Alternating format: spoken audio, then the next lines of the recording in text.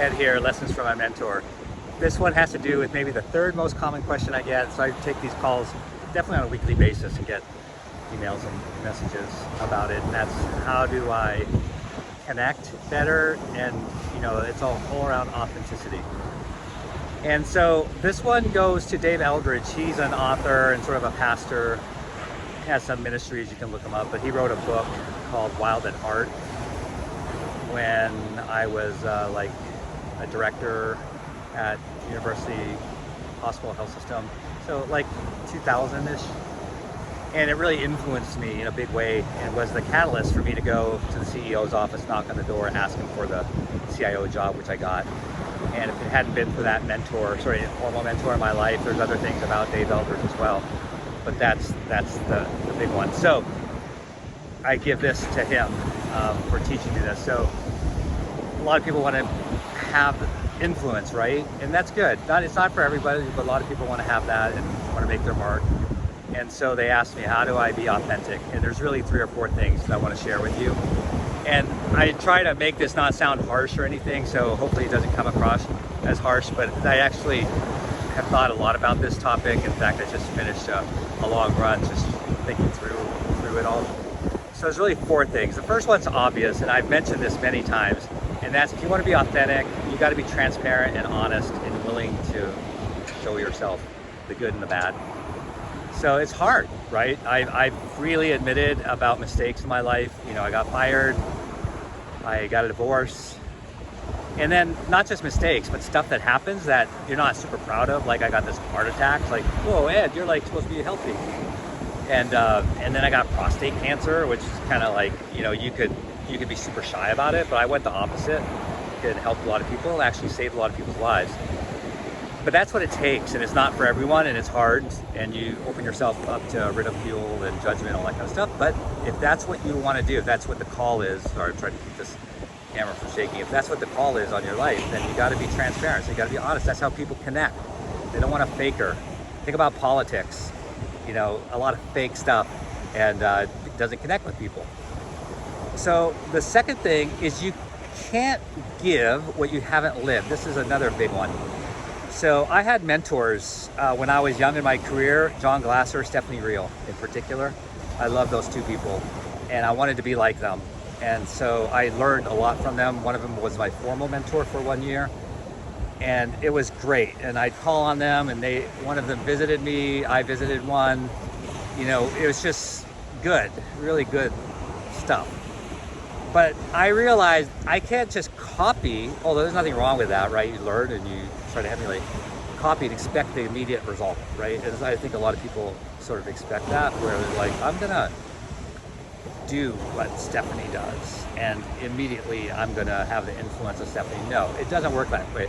And so, like I have a certain level of influence, that's why people are calling me.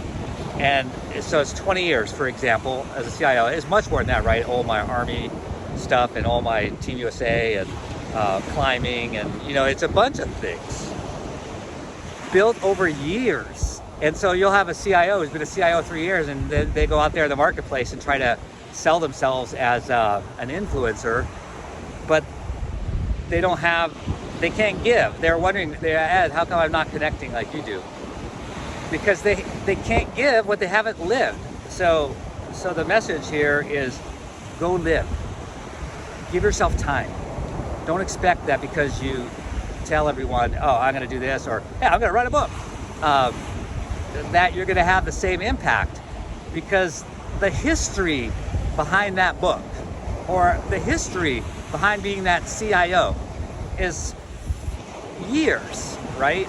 And so you just can't expect, like, if I use another silly example just to bring it home, going back to the military, I wanted to be a colonel, like a full bird colonel. And I have some friends now who've achieved that, and I'm living my life, my dream through them, because I never was able to do it. And I can't expect to go out there and try to sell myself as, I'm thinking about one person in particular, as her, because all the years that it took her to become that full bird colonel, I don't have that.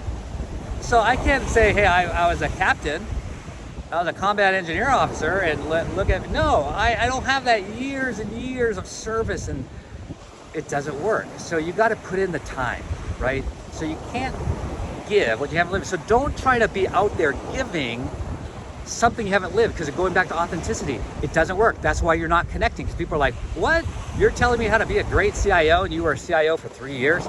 That's just an example. And there's nothing wrong with being a CIO just for 3 years. But I'm just saying, if your goal is to like suddenly be this major influencer of CIOs, it's not going to happen, because all the years behind it.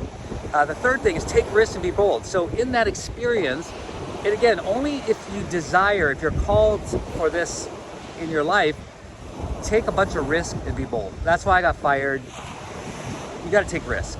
You got to be bold, because that creates real stories of things. Because you're probably, if you're taking risk, yeah, you're going to fail, but you're going to succeed a lot more than you failed. And you're going to have all these stories. Like when I write or speak, it's from these years and years of failure.